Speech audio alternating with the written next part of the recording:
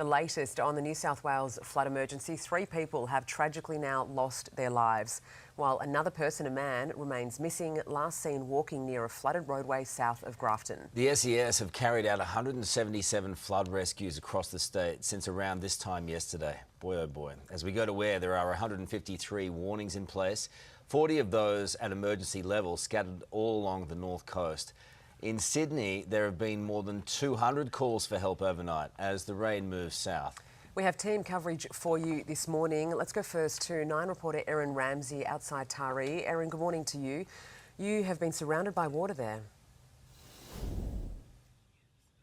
Well, Carl and Sarah, we got up to head out to Taree and we didn't get very far. Our hotel right now flooded in. This is the only road in and out at Diamond Beach, off Diamond Beach Road, and it is flooded. About 150 metres down that way is the rest of the road, but right here in the middle, far too deep with a creek just next door. And I mean, if you look down here, you can actually see how strong the current is. I mean, it just goes to show how dangerous it is and how dangerous these floodwaters can be. So we are definitely making the decision just to wait it out for now.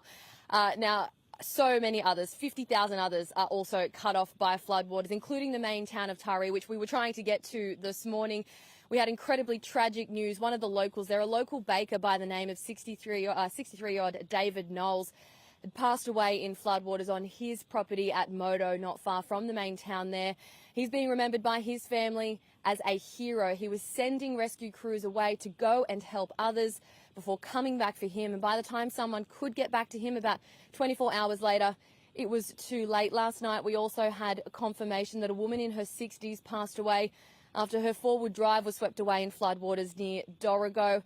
And also a 34-year-old man had passed away near Rosewood, and it's feared that he had also driven through floodwaters. Now, the search will resume this morning for a 49-year-old man near Nimboida who has been missing for several days. This is a very serious situation. Rescues are still continuing right up and down the mid-north coast. We've got SES crews also turning their focus today to the areas of Nambucca Heads and Coffs Harbour, where water levels there are continuing to rise this morning. This emergency situation very much still ongoing. Yeah, all the food, the isolation causing all those food worries, water worries. Let's track further south to Taree on the New South Wales mid-north coast, where we find Erin Ramsey. Erin, you've seen some incredible examples of community spirit where you are. Absolutely, Ali. We're learning about lots of locals who have been lending a hand, rescuing people, saving lives throughout the community over the last couple of days when the SES and other emergency services couldn't quite get to people for whatever reason. I'm joined by one of them now, Jonathan Tisdale. Jonathan, you're a local here. I mean, when did you realise you needed to help out and get in your boat? Yeah, standing here knee-deep in water in my own house and knowing that the SES were having issues with the amount of calls they had. And not knowing exactly where houses were and how to get to them. Kind of just took it in my own hands to get my family out first, and from there on we kind of started picking people up along the way and got the neighbour and her cat and dog out, and I got everyone to Cundletown. Mate of mine jumped in the boat to come give me a hand, and we started just venturing into the island where we could get to and getting to people where I knew I could get the boat. And how many people did you end up rescuing over the last 2 days? About 30 odd people, ranging from like 1-year-old babies to over 80 odd year old ladies, and people couldn't quite walk properly and stuff like that, so everything was challenging, and none of them wanted to put themselves first. They always told us to get someone else first, but we were there, so it was, you're getting in the boat and we'll get the next ones as we go. Yeah, kind of no time to think about it, just go, right? Yeah, just do it. And with your fishing boat, because obviously you're a local, you know this area, you know where to go. How did your fishing boat also help you navigate, what you were going over? Yeah, so I've got some hummingbird sounders in it, which picture obviously stuff below the boat and out to the sides and stuff, which helped me navigate through a lot of driveways and fences and stuff. I could see where I had the boat positioned in driveways. There was some big sandstone pillars and stuff that we got through. There was 2 separate driveways. We had to get through them. There was out at Crowcar, we were navigating between trailers that were fully submerged. yeah. It's incredible stuff. And today you're finally able to come back to your place. You've already dropped off a few other people, a couple of farmers down the Manning River so that they could check out their properties. You're now back here at your place to have a look. Shall we go in and have a little look ourselves and see? I mean, talk me through it. How high did the water get here? So it was just over knee deep. You can see down the side of the wall there. Come right through the house. Mum and Dad have been here for 40 years and it's never come in the house. So, yeah, it's a lot bigger than anything they've ever seen and no one was ready for it. Absolutely. And your son was fishing off the top bunk and sleeping on the top bunk in his own moat for a while there. Looking at the damage now and the mess, how are you feeling? What's going through your mind? Yeah, look, it's obviously heartbreaking, but you know, we've lost a lot, but I've got my family safe. We've got other families safe. Other people have lost livelihoods. It's cars and stuff we can replace. We managed to save a couple of pigs. They got to the roof of the bales over there and they're still on there, so that's something.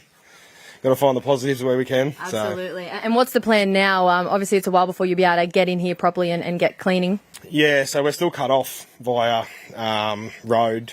We only just managed to get up the bank here in the boat. So we've got at least another 2 days, I'd say, before we can even get a car here. And then, yeah, we've got 6 to 8 inches of mud we've got to deal with for the next couple of weeks before it dries out, hopefully. And, yeah, start pulling things apart and fixing stuff. Yeah, absolutely. I'm sure this is just the beginning, right? Yeah. Well, it's good that, you yourself and a lot of others are now able to go out and sort of assess the damage. I mean, as you can see here, Ali, it's just the beginning of the road to recovery for these communities as they still wait for these floodwaters to continue to drop. Yeah, that clean-up is going to take months, maybe even years. Erin Ramsey and Taree. Thanks, Erin. We have some breaking news on that search for a missing man thought to be swept away by floodwaters. Straight to reporter Erin Ramsey and Taree. Erin, what can you tell us? Well, Mark, I can bring you good news. The 49-year-old man who was last seen on Wednesday near floodwaters at Nimboida, near Grafton, has now been found alive and safe. Police say he was located about 12 kilometres away at Kangaroo Creek. He's right now being assessed by paramedics and he is reportedly in good spirits. Such amazing news after such a devastating weather event. Right now we are in the town of Taree where the clean-up effort is only in its early stages. Tonight, the nearby Pacific Highway still remains closed and there are still thousands of communities cut off. Today, we ventured out on a boat just to sort of assess the damage in those areas. And we also caught up with some locals who are now being hailed heroes for rescuing dozens from their flooded homes. Who are the lads coming in? The fishing boat turned local lifeline. Come on, Noah! No, this is hectic. No, this is pretty wild. You're not wrong. Jonathan Tisdale and his mates Ben Hood and Brodie Robertson battling raging floodwaters. They were literally driving up the road in a boat. On a rescue mission. Fourth rescue of the day. Using an outdoor barbecue area at Cundletown near Taree as their command base. The trio spent the past 2 days rescuing dozens of people and pets. Yeah, from mum and babies to grandmothers to 30 odd people that we got. I think it was like 16 dogs, 6 cats. Just get out there and just try and help as much people as we could. The SES was following us at some stages because they didn't know where they were going. Along with saving lives, the boys dropped off supplies. The community now hailing them heroes. We just helped out because we knew we could. It's just community coming together, mate, Yeah, just come to boys. The same helping hands extending again today. Jonathan dropping farmers to their properties to check on their livestock. Yeah, there was no cattle to be seen, unfortunately. Fence is gone. So that's my main concern is the animals at the moment. Before returning to his own family home on Demerrick Island. Oh, no! Worst one I've ever been in. I've lived in it for 60 years. And this is the worst one I've ever personally had to take through. 4 days ago, Jonathan's son was fishing off his bunk bed. Here, fishy, fishy, fishy, here, fishy, fishy, fishy. And this morning, he returned. So this is your room, obviously, mate. How are you feeling? Seeing it now? Not well at all. It's not good. The receding waters revealing the extent of the damage. Most of these island communities remain cut off by road access, and it will still be a long time before they can get in and begin the clean-up. One thing is certain, these riverside locals are resilient. And how are you feeling today? Better than it was yesterday and the day before, so yeah, you fight on and go forward. As long as I can get myself back to just semi-normal even, I'm laughing. Yeah. Erin Ramsey, 9 News.